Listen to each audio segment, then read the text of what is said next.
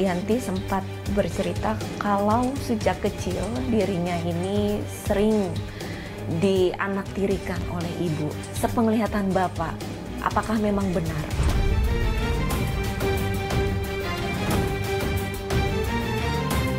Gelap ibu, mata sama hati sama pikiran tuh udah gelap. Udah gelap langsung. Ibu lagi duduk, nanti tarik si emas itu.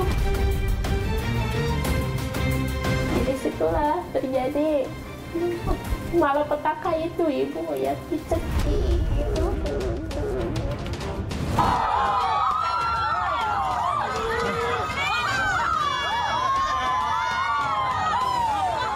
Ya, waktu itu Yanti yang merencanakan pembunuhan kepada ibunya, ya langsung dicekik aja dan megang tangannya sama kakinya gitu aja.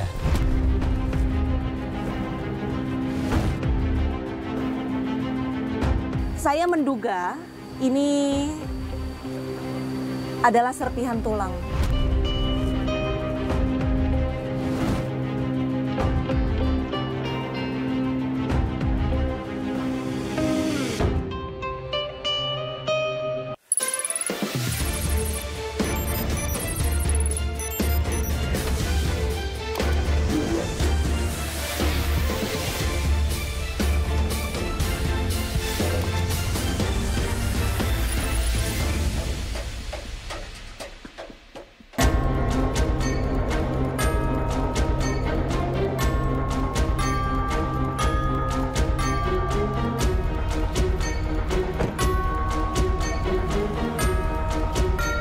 Awal Mei 2025, warga Desa Cibanteng, Kecamatan Sukaresmi, Cianjur, Jawa Barat digegerkan dengan penemuan potongan tubuh di kebun dan di saluran irigasi. Sungguh naas nasib Lilis dan cucunya yang masih berusia 3 tahun dibunuh oleh anak dan suaminya sendiri. Lantas, mengapa para pelaku nekat menghabisi nyawa Lilis dan anak kandungnya? Bersama saya Arlista Hadi, inilah iNews Files.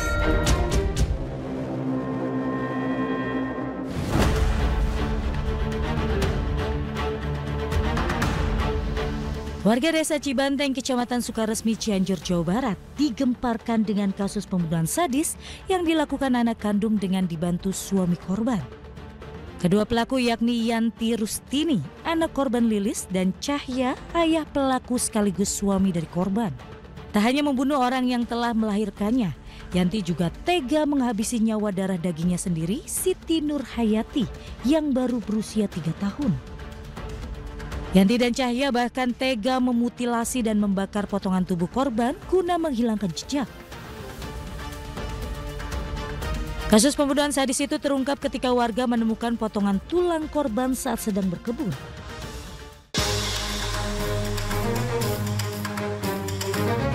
Usai diamankan polisi, Yanti mengaku tega menghabisi nyawa ibunya karena sakit hati merasa tak disayang sejak kecil. Sementara Cahya turut serta membunuh istrinya karena terlilit utang senilai 90 juta rupiah. Menyesal nggak, Bu? Aritos sama Bapak menyesal. Menyesal ya? Menyesal. Hukuman mati maksimal atau seumur hidup atau paling tidak selama-lamanya 20 tahun. Berarti dikategorikan ini pembunuhan berencana. Betul, pembunuhan berencana.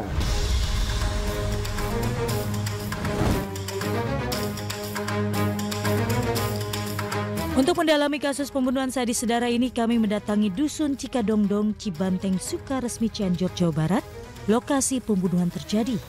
Lokasi yang saya datangi berada di pedalaman Cianjur, Jawa Barat. Lokasi ini cukup terpencil, jauh dari keramaian. Dari jalan utama kami masih harus menempuh jarak sekitar 1 jam perjalanan dengan kondisi jalan sempit di lereng perbukitan yang terjal.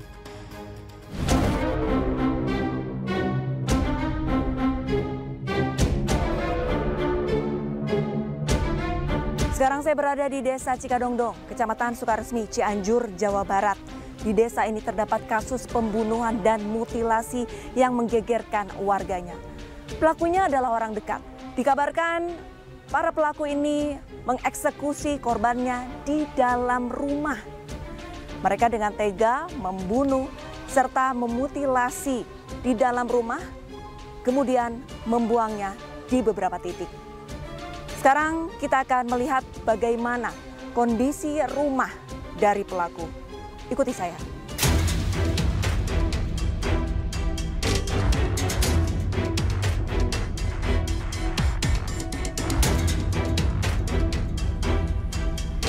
Ya pemirsa, jalannya cukup menantang, cukup terjal, dan rumahnya sudah ada di depan mata saya. Bisa terlihat ini sepertinya antara samping atau belakang dari rumah korban sekaligus rumah pelaku. Kita lihat kondisi depan rumah pelaku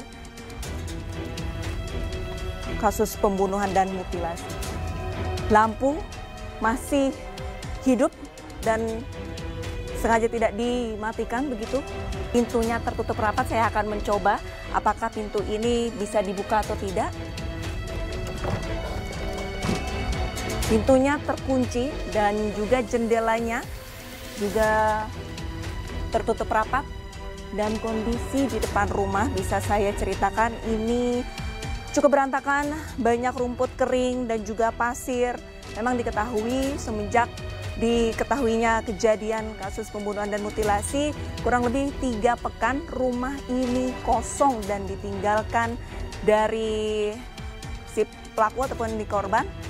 Untuk kondisi tetangganya sendiri, di depan rumah korban ini kurang lebih 10-15 meter ada rumah tetangga. Dan juga di samping kanan, kurang lebih jaraknya 5-7 meter.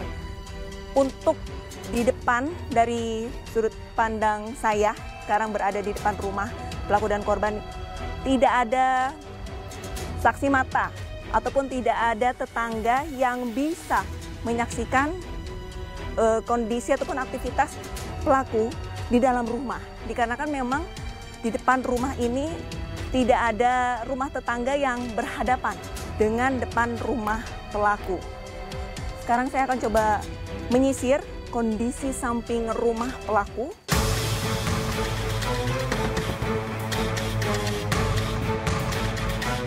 Untuk kondisinya memang cukup sepi. Sekarang pukul 10 pagi, tidak ada kendaraan yang melintas, baik pun itu motor ataupun mobil, dan juga orang yang melintas di depan rumah ataupun samping rumah pelaku juga tidak ada aktivitas sama sekali pemirsa. Saya akan mencoba memasuki garis polisi ini, dan sebelumnya saya sudah mendapatkan izin ataupun konfirmasi dari pihak polisi.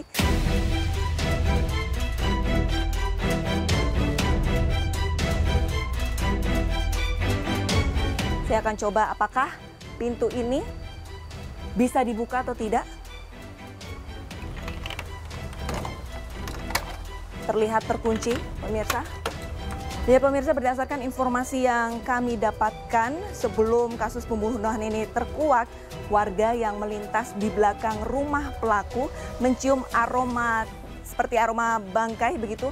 Namun hal ini ternyata lumrah dikarenakan warga mengira bau yang tercium adalah bau bangkai binatang yang biasanya mereka sering cium begitu, karena seringkali terdapat bangkai biawak ataupun bangkai hewan lainnya yang ikut mengalir ataupun yang ikut hanyut ke sungai yang ada di belakang rumah pelaku. Kami juga mendapatkan informasi bahwa tidak jauh dari rumah pelaku, pelaku ini membakar korbannya. Dan untuk informasi lebih jelasnya, saya akan coba mewawancarai salah satu saksi mata yang pertama kali menemukan tengkorak dari salah satu korban. Pak Dede, bisa diceritakan Pak, Bapak nih yang pertama kali yang menemukan tengkorak, betul? Iya Bu, yang pertama kali nemuin rahang. Rahang? Sama tengkorak sama Bapak Andi. Bapak Andi. Berarti berdua berdua. bertemunya. Rumah Bapak dari rumah pelaku jauh dekat? Dia teh cakat lah, itu pati jauh teuing gitu. Berarti cukup dekat dari rumah pelaku ya Pak ya? Dekat. Tapi kalau untuk keseharian, Bapak sering ngobrol dengan pelaku, dengan Pak Cahyat? Oh, ente Bu jarang, acan pernah ngobrol di sareng Cahyat teh gitu. Terus suami emang oge, jadi tertutup gitu jalannya, mun abdi ka kebon ge sok ditutupkeun pantona gitu. Ah, biasa we, terus biasa gitu.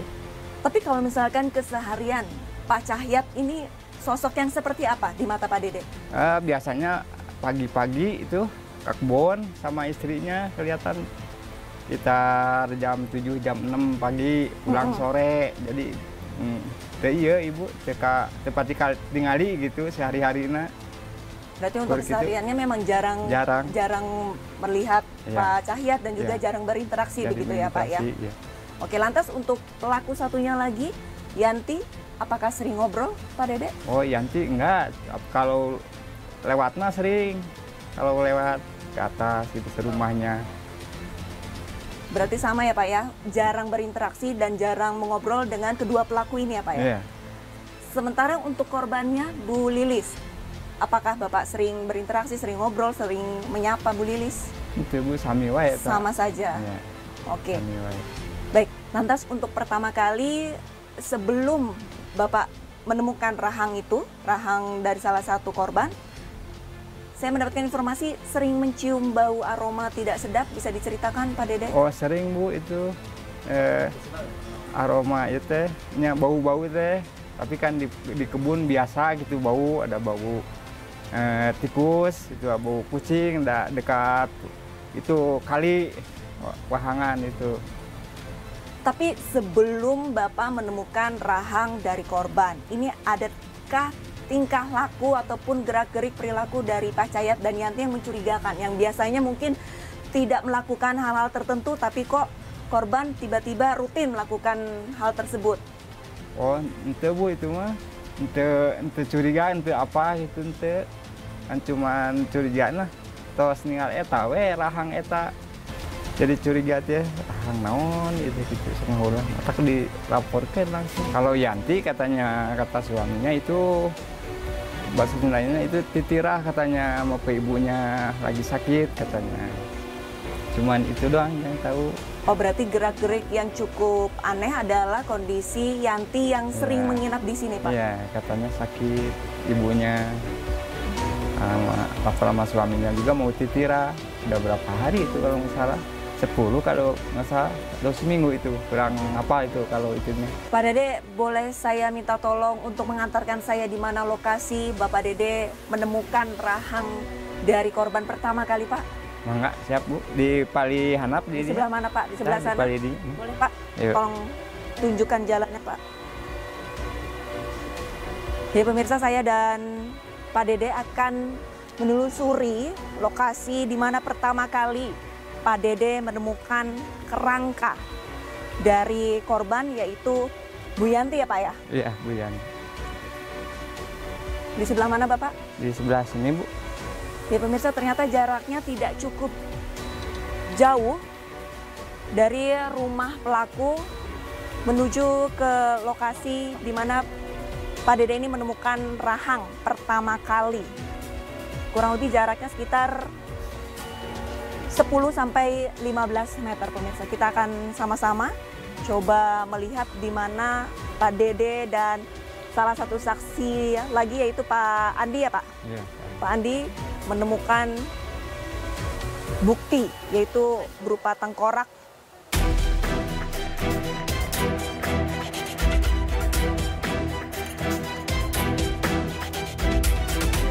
Ya pemirsa, untuk lokasi dari rumah pelaku menuju ke tempat pembuangan kerangka cukup terjal.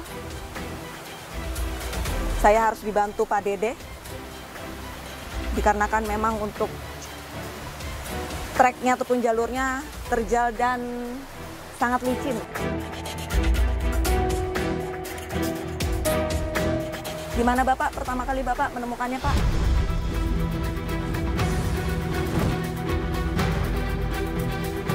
Saya mendapatkan laporan juga dari warga yang memang bekerja di PLTM, di saluran irigasi, menemukan bagian potongan kaki dan juga potongan tangan yang tersangkut di saringan irigasi.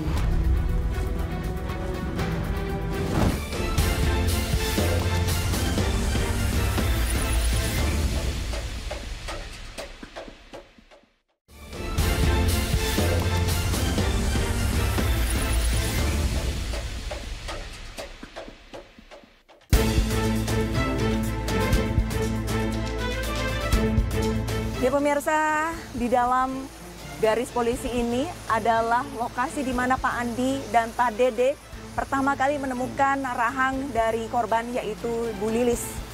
Di sebelah mana Bapak boleh ditunjukkan? Di palidinya Ibu, di Nagawireta.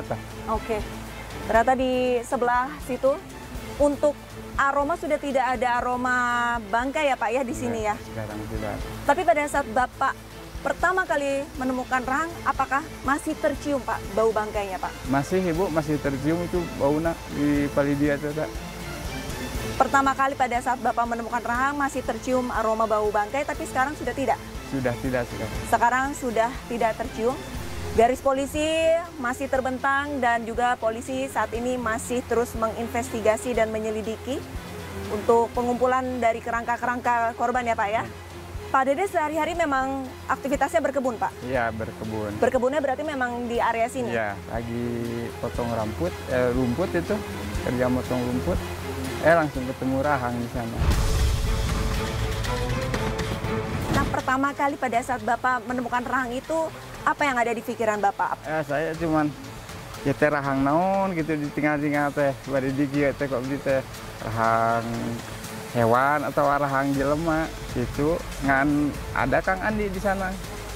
Langsung saya bilang, Pak Andi, kadieu cing eta ya rahang naon, rahang anjing atau apakah rahang naon? Duka tuh dek cenah duka rahang naon. Ai fungsi lila Pak Andi jadi itu cenah. Dek ada yang bulat tuh di bawah cenah. Di sama ini ada tengkorak.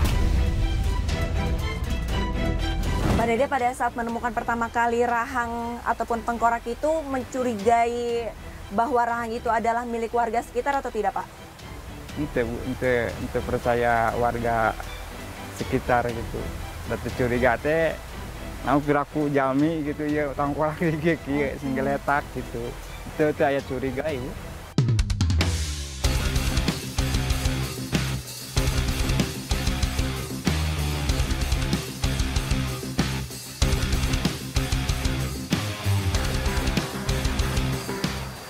Punten Pak.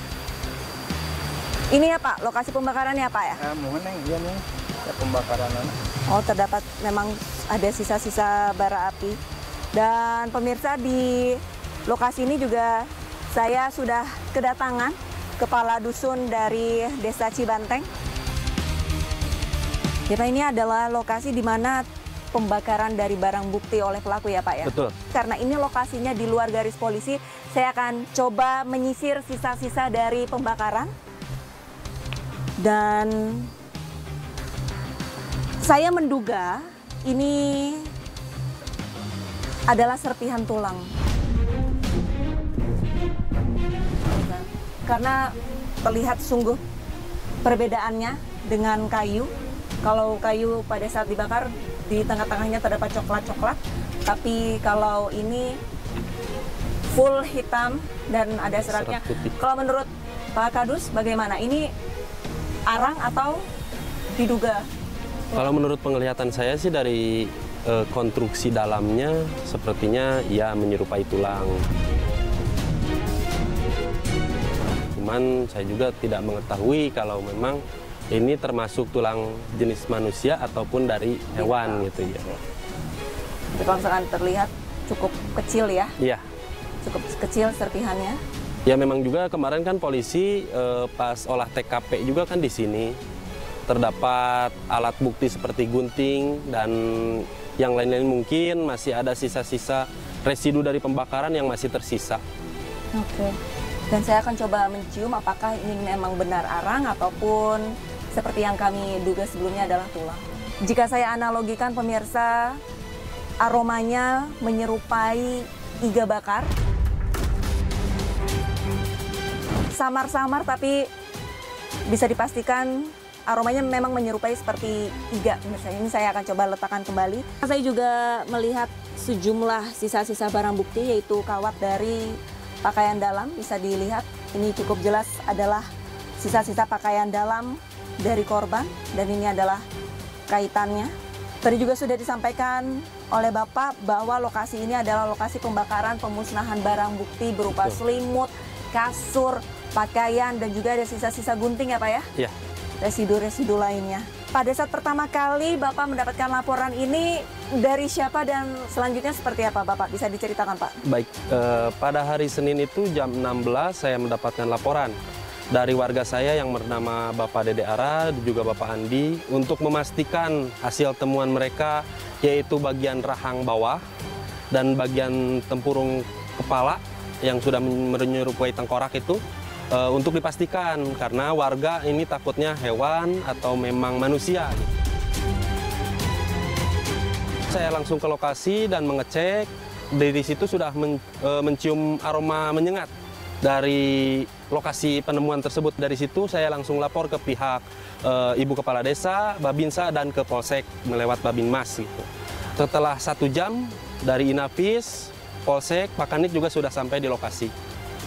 Nah dari situ sekitar jam 8 lebih malam, saya mendapatkan laporan juga dari warga yang memang bekerja di PLTM, di saluran irigasi, menemukan bagian potongan kaki dan juga potongan tangan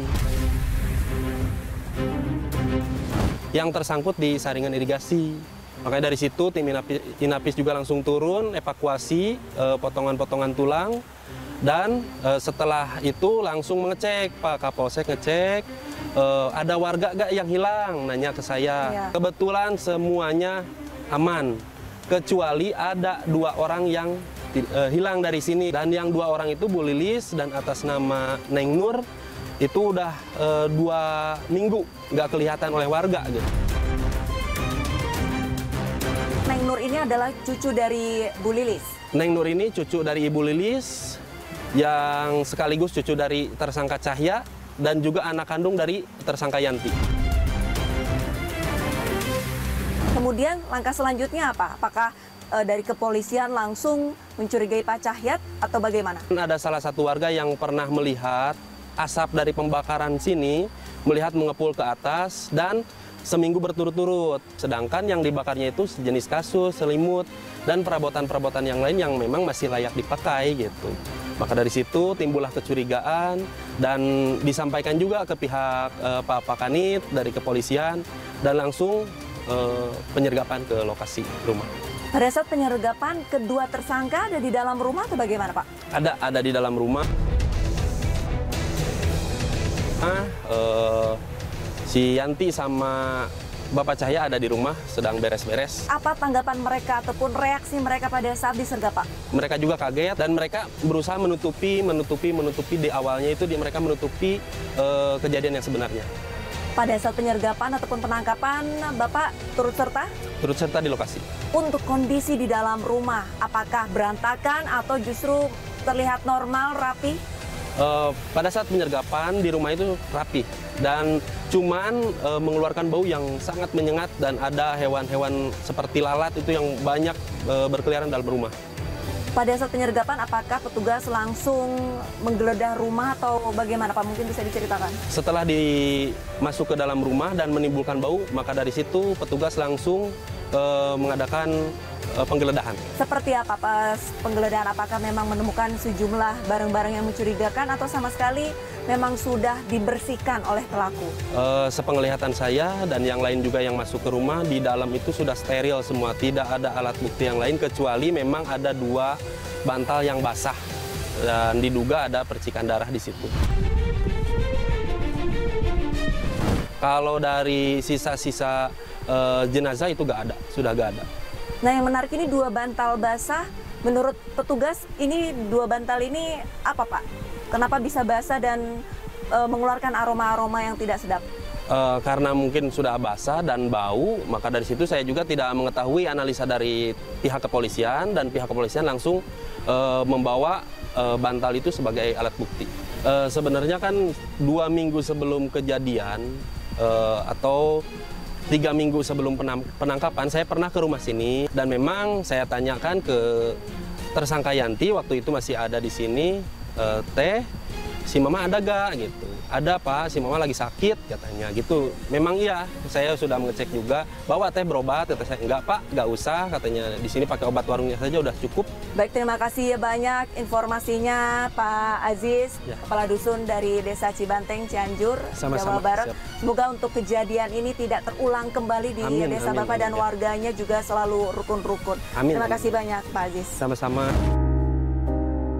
Biasa begitu, dosa saya begitu berat, minta pengampunan Gusti Allah. Apapun hukuman Yanti ya diterima.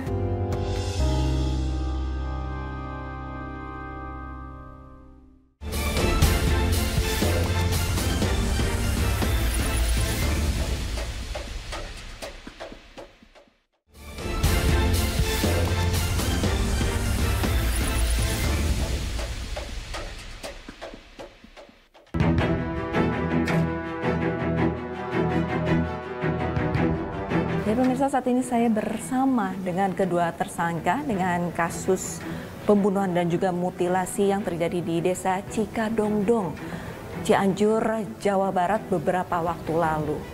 Dan sekarang saya akan mencoba berbincang dengan para tersangka kira-kira apa motif dari pembunuhan yang dilakukan. Tetap ikuti saya. Pemirsa, saat ini saya sudah bersama dengan salah satu tersangka, yaitu Yanti, yang merupakan anak dari korban pembunuhan disertai mutilasi di Desa Cikadongdong, Cianjur, Jawa Barat beberapa waktu lalu. Selamat siang, Teteh. Selamat siang, Ibu. Apa kabar? Alhamdulillah baik. Yanti, ini kalau misalkan saya boleh tahu, awal muasal ceritanya boleh berbagi nggak sih Teh? Kenapa Teh? Boleh Ibu. Dari awalnya mungkin dari sakit hati terlalu dipendem. Saya 3 saudara, jadi saya yang paling tua. Yang dirasain beda kasih sayang ibu sama adik-adik, beda. Yanti nggak dapat kasih sayang seorang ibu. Kadang suka sedih. Yanti itu anak tiri apa bukan gitu.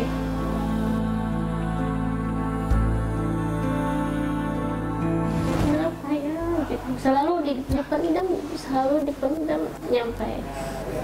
Apa yang paling Yanti rasakan? Perbedaan seperti apa yang sehingga Yanti berpikir bahwa Yanti adalah anak tiri? Ya banyak Ibu. Kalau Yanti ngasih, apalagi ngasih sedikit, kadang suka ngomel, kayak apa ya, kayak nggak dihargai gitu, kayak nggak ada harganya. Kalau dari adik-adik kan ngasihnya banyak, 10 juta, 20 apa 30. Karena sekarang kan dikata saat kejadian. Nah ini kan mamahnya Yanti kan tengah sakit. Apa pemicunya sehingga Yanti tega begitu? Awalnya mau ngebela nih, maksudnya ada orang yang butuh duit mendesak. Mama kan pakai kalung yang 41 gram. Maksudnya Mama kalungnya jual aja dulu. Nanti kalau bapak taninya berhasil, mungkin emas juga bisa beli lagi. Tapi kekeh. Nggak boleh Ibu. Nyampai akhirnya, maaf Ibu, Mama biasa cekcok dulu, nyampai malam, kayak nyampai jam 10. Dari itu gelap Ibu, mata sama hati sama pikiran tuh udah gelap. Dan gelap langsung. Ibu lagi duduk, nanti tarik si emas itu. Kalau iya, Bapak pegangin tangannya. Jadi si Bapak yang pegangin tangan. Jadi situlah terjadi malapetaka itu Ibu, Yanti cekik itu. Anak juga anak Yanti. Jadi di hati itu udah maafin mama. Oh, Pada saat kejadian anak tengah tertidur atau bangun? tidur ibu. Pada saat kebesokannya kan sudah sadar begitu. Yanti sudah sadar bahwa ibu dan anak sudah tidak ada dan tidak bisa hidup kembali. Apa yang dilakukan Yanti? Kenapa bisa terfikirkan untuk memutilasi ibu dan anak? Jadi gini ibu, udah nggak langsung sehari 2 hari, jadi bengkak itu, Iya. mayat udah bengkak. Jadi bapak marah, ini gimana?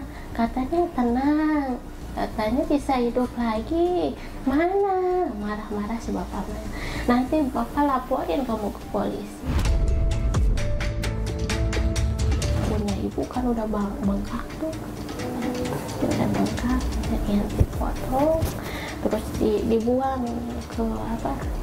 ke kali, mungkin dibawa apa, jadi ada di kebun gitu kan. Habis itu bapak ada kantong yang gede enggak buat iniin dagingnya, bapak ayo kita bakar, bantuin gitu. Itu Yanti yang merintahkan. Pas habis maghrib ada tetangga gitu, katanya suruh rame-rame nih numpuk tengkorak, katanya gitu. Ya. Di depan bengkel nih, gitu. Tengkoraknya udah ada di depan bengkel, bahkan polisi Sukaresmi udah ada. Dari situ ibu panik di hati tuh, deg-degan, gimana ini? Ada yang ngetuk pintu. Ada polisi, ada mandor, ada RT. Terus dari situ diinterogasi sama polisi. Okay. Pada saat polisi datang, apa reaksi Yanti? Apakah Yanti tidak pura-pura bertanya atau bagaimana? Apa hanya jantung tuh semakin kenceng, deg gitu. Ini mana mama masih Nur, mama masih Nur mana? Kan mau bangun lagi. Telinga tuh sempat gini ibu, aduh mana ini? Kok nggak ada ngomong lagi? Sempat Yanti pungkul telinga. Jadi di hati tuh ibu kayak orang gila ngomong sendiri. Sebelum terjadi pembunuhan, mama sakit, Yanti kan memang sengaja menginap di rumah orang tua. Ini memang niat untuk merawat atau sudah berkoordinasi, sudah ngobrol sama bapak untuk membunuh ibu? Jadi sebelum puasa itu mama sempat sakit-sakitan juga. Ya dalam waktu sebulan itu Yanti yang ngurusin. Jadi nggak sebulan sepenuhnya nginep, enggak. Jadi mundar-mandir ke rumah, balik lagi ke rumah. Nggak ada dari rencanain, enggak. Ibu kalau misalnya direncanain mama sakit, nggak akan Yanti rawat. Sudah terjadi, begitu kan? Mama dan anak sudah tidak ada. Yanti menyesal? Kalau sekarang ibu bukan menyesal lagi. Sekarang menyesal begitu, dosa saya begitu berat. Kalau sholat, berdoa, berdoanya gini, minta pengampunan Gusti Allah sama Bapak Kejaksaan, Bapak Polisi, apapun hukuman Yanti terima, tapi ringankan hukuman Bapak Yanti. Yanti ada yang ingin disampaikan kepada keluarga? Yanti cuma minta maaf, Ratna, Asep, namun Bapak bebas, Bapak diringankan hukumannya. Teteh minta tolong, Ras, Asep, rawat Bapak dengan baik. Teteh pasti bisa ngerawat. Sejumlah fakta telah kami himpun dari kasus pembunuhan dengan mutilasi di Desa Cibanteng, Sukaresmi, Cianjur, Jawa Barat. Para pelaku melakukan aksinya di dalam rumahnya. Pelaku yang bernama Yanti membunuh ibu kandungnya yang bernama Lilis dengan cara dicekik. Hal ini dilakukan karena Yanti sakit hati atas perlakuan ibunya sejak masih kecil. Pelaku Cahya membantu pembunuhan yang dilakukan oleh Yanti karena terlilit hutang sebesar 90 juta rupiah. Selain Lilis, Yanti juga membunuh anak kandungnya yang masih berusia 3 tahun. Kemudian jasad kedua korban sempat didiamkan di dalam rumah selama 4 hari sebelum akhirnya dimutilasi dan dibakar untuk menutupi jejak pembunuhan mereka.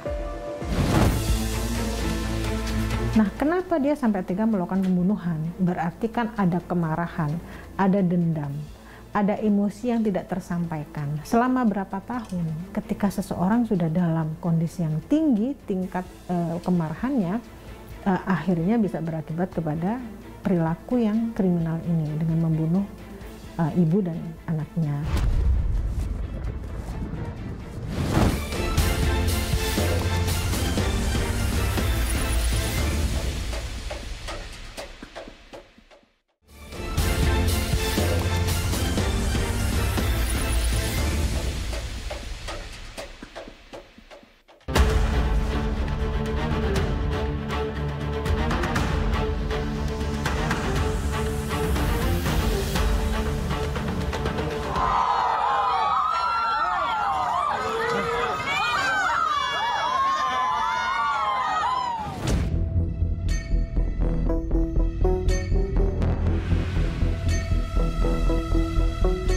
Pak, Yanti sempat bercerita kalau sejak kecil dirinya ini sering dianaktirikan oleh ibu. Sepenglihatan Bapak, apakah memang benar? Ya mungkin benar, Mbak. Kenapa? Soalnya Bapak nggak sepenuhnya memperhatikan anak-anak, sebab ya Bapak nggak ada di rumah sehari-hari gitu. Ya. Pada saat malam pembunuhan ibu, istri Pak Cahya, apa yang ada di pikiran Bapak? Apakah memang dengan segenap hati ingin mengambil kalung ibu atau bagaimana, Pak? Ya, saya hilap, saya pengen bayar utang ke Pak Atang, makanya saya waktu itu hilap, makanya Yanti melakukan rencana itu kepada ibunya. Berarti sebelumnya ada pembicaraan sama Yanti tentang Bapak terlilit hutang, Bapak mau pakai dulu emasnya ibu atau bagaimana? Iya. Apakah sudah ada pembicaraan sebelumnya? Ada, udah ya, sudah. Sudah. Lantas dari pembicaraan itu apakah ada arahan untuk membunuh ibu? Awalnya enggak, tapi entah kenapa ya waktu itu Yanti yang merencanakan pembunuhan kepada ibunya, ya langsung dicekik aja. Jadi Bapak yang megang tangannya dan megang tangannya sama kakinya gitu aja. Pada saat Yanti mencekik ibu, apakah tidak ada usaha Bapak untuk mencegah ataupun melerai Yanti mencekik ibu? Waktu itu karena Yanti katanya Bapak tenang, ini ibu gak bakalan kenapa-kenapa, kata Yanti gitu. Sebelum pada saat terjadi aksi pembunuhan, apakah ada cekcok sebelumnya? Enggak ada. Tapi pada saat Bapak terlilit hutang, Bapak sebelumnya sudah pernah membicarakan ini kepada ibu? Iya. Ya. Reaksi ibu seperti apa? Reaksi ibu ya itu katanya kalung jangan dijual karena itu kalung bukan punya mama, punya bapak, itu kalung punya Ratna, gitu aja. Setelah itu Bapak tetap membujuk ibu atau bagaimana? Enggak, udah gitu aja. Bapak ya udah, tapi nggak tahu kenapa waktu itu langsung aja spontan kepada ibunya melakukan ya pembunuhan. Kenapa Bapak percaya pada saat Yanti mencekik ibu, terus Yanti bilang ibu akan baik-baik saja? Nggak tahu kenapa, Pak. Saya juga sangat heran. Jadi saya waktu itu, kenapa saya, kalau sekarang ya, kenapa saya bisa percaya sama anak saya? Karena anak saya itu melakukan kesalahan. Yang baru sekarang kepikiran, saya menyesal, Pak. Menyesal, sangat menyesal, sangat hilaf. Saya sangat berdosa kepada istri saya yang tercinta itu, Pak.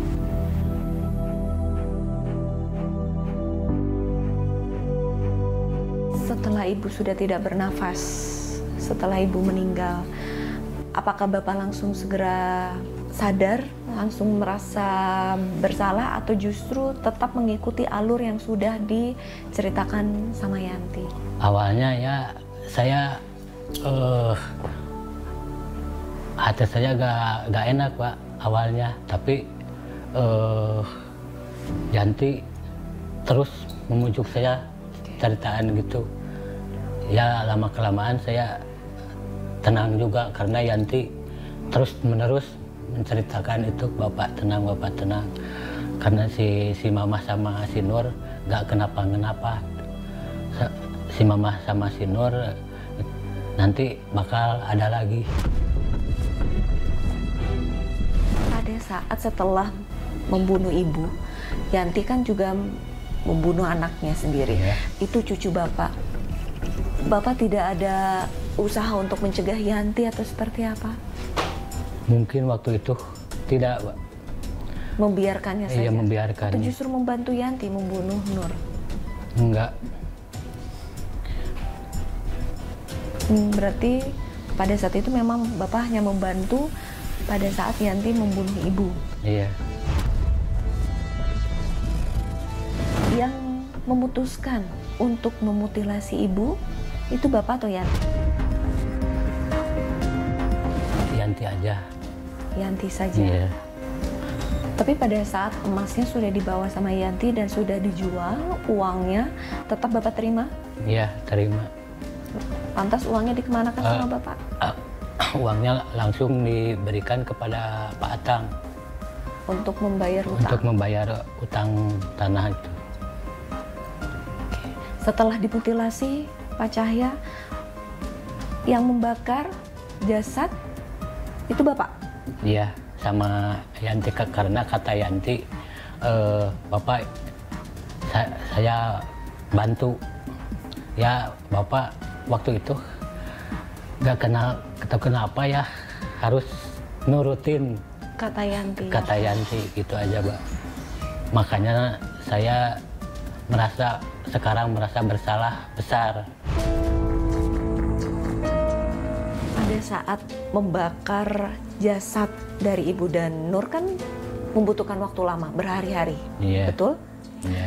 Tidak ada tetangga yang curiga, Pak Cahya? Tidak. Ada yang bertanya tidak kepada Pak Cahya sedang membakar apa? Tidak ada. Tidak ada? Iya. Sebelum polisi datang, apakah ada warga sekitar yang berkunjung ke rumah Bapak, terus bagaimana kondisi rumah pada saat itu? Apakah jasad ibu sudah dibakar seutuhnya atau bagaimana Bapak? Waktu itu, waktu Pak Kades datang ya jasad ibu udah ada semua. Sudah tidak ada semua. Ini kaki sama tangannya kepala udah dibuang ke irigasi, kali irigasi. Udah tidak ada semua. Berarti waktu Pak Kadus datang ke rumah tidak mencium sesuatu, mencium bau bangkai atau bau apa? Iya, cuma mencium bau bangkainya. Kata Pak Kadus? Iya, tapi diperiksa semua tidak ada. Tidak ada bangkainya. Oke. Pada saat Pak Kadus bilang ini bau apa, Bapak jawabnya apa, Pak? Jawab Bapak ya mungkin kata Bapak bau bangkai tikus aja gitu. Sebelumnya Bapak menyesal telah membunuh ibu dan membiarkan Yanti membunuh cucu Bapak satu-satunya? Iya, saya sangat menyesal, Pak. Saya sangat menyesal sekali ya kepada keluarga Bojo istri saya. Saya sangat menyesal. Saya meminta pengampunan. Saya menyesal sekali sudah membunuh istri sama cucu.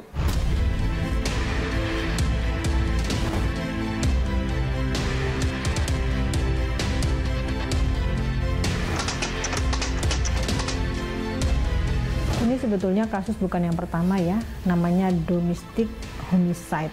Jadi kekerasan atau pembunuhan yang terjadi di dalam rumah. Pelakunya adalah orang-orang dalam sarung, artinya orang-orang yang sangat dekat hubungannya dengan korban. Ini miris sekali.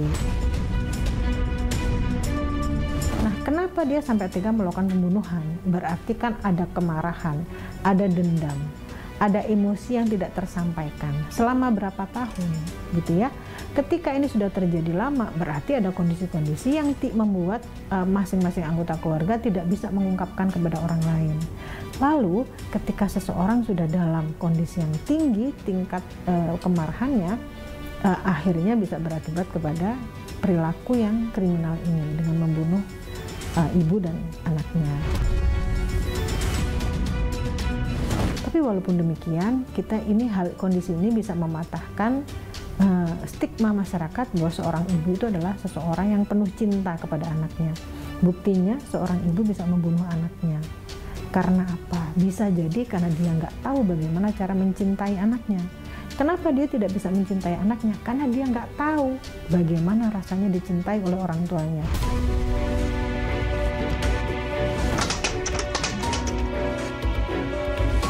Faktor penyebab itu kalau dalam hal ini itu ada 3. Yang pertama faktor individu.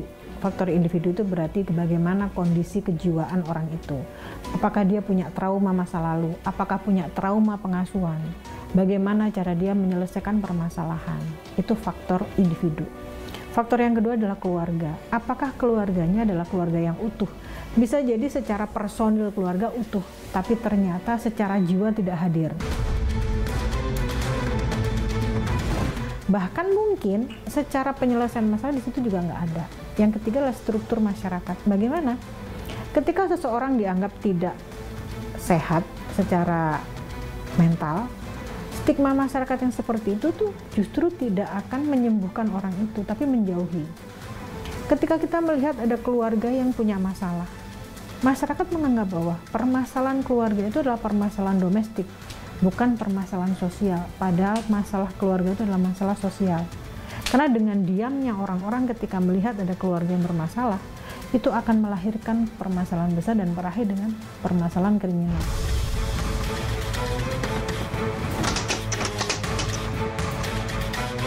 Sebetulnya kita kan bisa mengukur ya, kok kayaknya aku tidak nyaman ya, aku ini lebay atau aku ini bener perasaanku. Ya bercerita aja ke teman. Karena bagaimanapun juga teman yang bisa mendengarkan itu sudah menurunkan 40% dari permasalahan kita.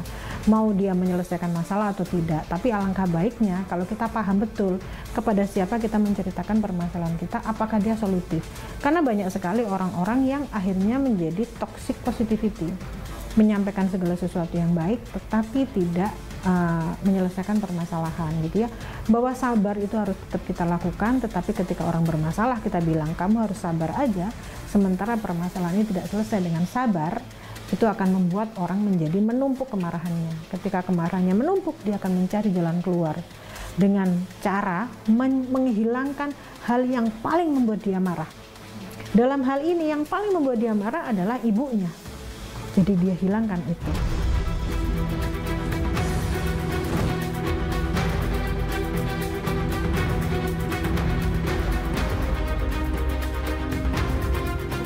Dan mutilasi di Cianjur, Jawa Barat yang didalangi oleh anak kandung dan juga suami korban menambah deret panjang kasus pembunuhan sadis, saudara. Sakit hati, dendam atau apapun alasannya, dan tega menghabisi ibu yang telah melahirkan dan membesarkannya tidak pernah bisa dibenarkan. Kini tak hanya hukuman mati menanti para pelaku, tetapi juga hukuman akhirat.